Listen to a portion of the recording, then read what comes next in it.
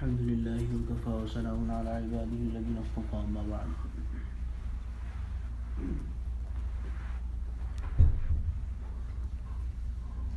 فأعوذ بالله من الشيطان الرجيم.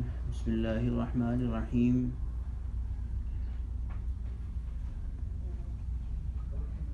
ومن الناس من يعجبك قوله في الحياة الدنيا ويشهد الله على ما في قلبه وهو ألد الخصام وإذا تولى سعى في الأرض ليفسد فيها ويهلك الحرث والنسل والله لا يحب الفساد وإذا قيل له اتق الله أخذته العزة بالإثم فحسبه جهنم ولبئس المهاد ومن الناس من يشري نفسه ابتغاء مرضات الله والله رؤوف بالعباد.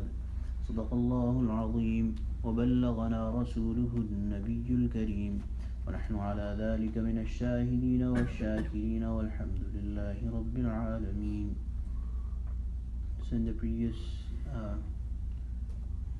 two ayat, Allah subhanahu wa ta'ala had compared a kafir with a Muslim, and those both people who do not believe in the hereafter and the people who believe in the hereafter.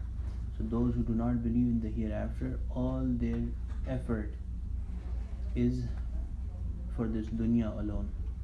And those, Allah subhanahu wa ta'ala is saying that among the people there is people who ask Allah subhanahu wa ta'ala for goodness in this world and in the hereafter. Allah subhanahu wa ta'ala said that these are the people who will get their full reward. Now in these two ayat, Allah subhanahu wa ta'ala is again talking about two groups of people, two kinds of people, and this refers to two specific people, and Allah subhanahu wa ta'ala is using their example to teach us about a general group of people. The first one, وَمِنَ النَّاسِ مَنْ يُعْجِبُكَ قَوْلُهُ فِي الْحَيَاةِ الدُّنْيَا وَيُشْهِدُ اللَّهَ عَلَى مَا فِي قَلْبِهِ. Among men there is one whose speech in this life attracts you. He وَيُشْهِدُ اللَّهَ عَلَى مَا فِي قَلْبِهِ. He even makes Allah his witness on what is in his heart. وَهُوَ أَلَدُّ الْخِصَامِ. While he is extremely quarrelsome. So this talks about, there was a person called Akhnas bin Shuraiq, and he was a very eloquent person, and he would come to the company of the Prophet ﷺ, sit with the Prophet ﷺ, and swear by Allah that he is a faithful, he has believed in the Prophet ﷺ. But when he would go about, when he would move away from the Prophet ﷺ, would not be in the company and the presence of the Prophet ﷺ, he would start to harm Muslims. Allah subhanahu wa ta'ala is saying in the next ayah, وَإِذَا تَوَلَّى, once he turns back, سَعَى فِي الْأَرْضِ لِيُفْسِدَ فِيهَا. He moves about in the land trying to spread disorder in it. لِيُفْسِدَ fasad, spread disorder in the earth. وَيُهْلِكَ الْحَرْثَ وَالنَّسْلَ, and to destroy the tillage and the stock. وَاللَّهُ لَا يُحِبُّ الْفَسَادِ, and Allah does not like disorder. So this was one person.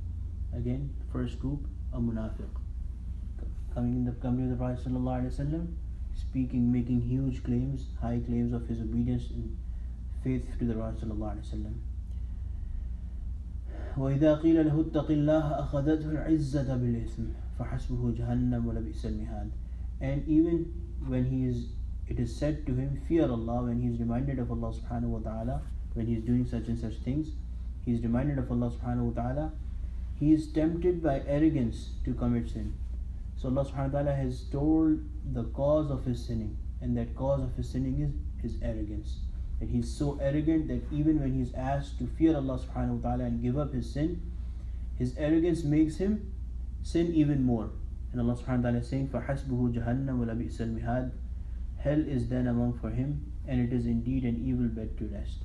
It's a evil bad resting place. Now the second group of people, and this refers to one specific Sahabi, and then using his example, Allah subhanahu wa ta'ala is explaining to us the whole group of people. وَمِنَ النَّاسِ مَنْ يَشْرِي نَفْسَهُ ابْتِغَاءَ مَرْضَاتِ اللَّهِ. And among men there is one who will even sell his very soul to seek the pleasure of Allah subhanahu wa ta'ala. وَاللَّهُ رَؤُوفٌ بِالْعِبَادِ. And Allah is very kind to his servants. So this refers to, according to most Mufassirin, this refers to as the story of Suhaib Rumi radiallahu anhu. He was coming from Makkah, immigrating from Makkah to Medina, and he was stopped by the people of Quraysh. So he pulled out all his arrows that he had, and he addressed them that, you know that I am the best archer among all of you. Nobody is better at archery than me. And all of the arrows that I have, I will start shooting at you and will kill many of you. By the time you reach me, I will have killed many of you. But if you spare my life, and if you let me go to Medina and reach the Prophet ﷺ safely, I have such and such wealth and assets in Makkah that I have left behind. I'll tell you about those. You can have those. You can have those, but let me go. Otherwise, I am the best archer and I'll kill many of you. Although you'll ultimately kill me, but I'll kill before dying. I'll kill many of you. So they accepted his deal and let him go, and in lieu of the assets that he told them about, which he had in Makkah. So when he reached the Prophet ﷺ and told the Prophet ﷺ about it, the Prophet ﷺ was very happy with him. And the Prophet ﷺ said that you made a very good deal. You made a very good deal. And this is this ayah where Allah subhanahu wa ta'ala is referring to him, وَمِنَ النَّاسِ مَنْ يَشْرِي نَفْسَهُ ابْتِغَاءَ مَرْضَاتِ اللَّهِ.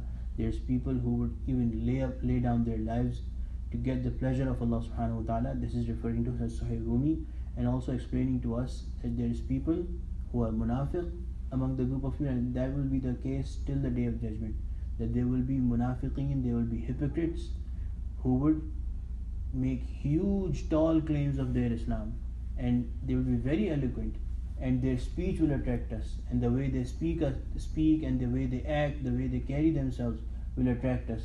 But in fact they will be seeking to create disorder. And then there will be other people who would be really simple, who would not have that kind of eloquence, who would not have that kind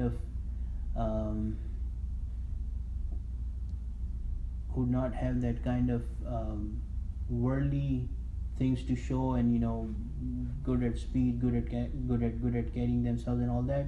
But still, those are the people, if the time comes, they would actually lay their lives if there is a need in the cause of Allah subhanahu wa ta'ala. Allahu ra'ufun bil ibad. Allah subhanahu wa ta'ala is very kind to his servants. May Allah subhanahu wa ta'ala make us among the group that is beloved to Allah subhanahu wa ta'ala, that care about their akhirah and that have ikhlas. Ameen ya rabbal alamin. They have purity of intention. Alhamdulillahi rabbil alamin, wassalatu wassalamu ala sayyidil mursalin. ربنا ظلمنا أنفسنا وإن لم تغفر لنا وترحمنا لنكونن من الخاسرين. ربنا اغفر لنا ولإخواننا الذين سبقونا بالإيمان. اللهم اجعلنا من أهل القرآن الذي أهلكه خاصته. صلى الله تعالى على خير خلقه سيدنا مولانا محمد وعلى آله وصحبه أجمعين. آمين برحمتك يا رب.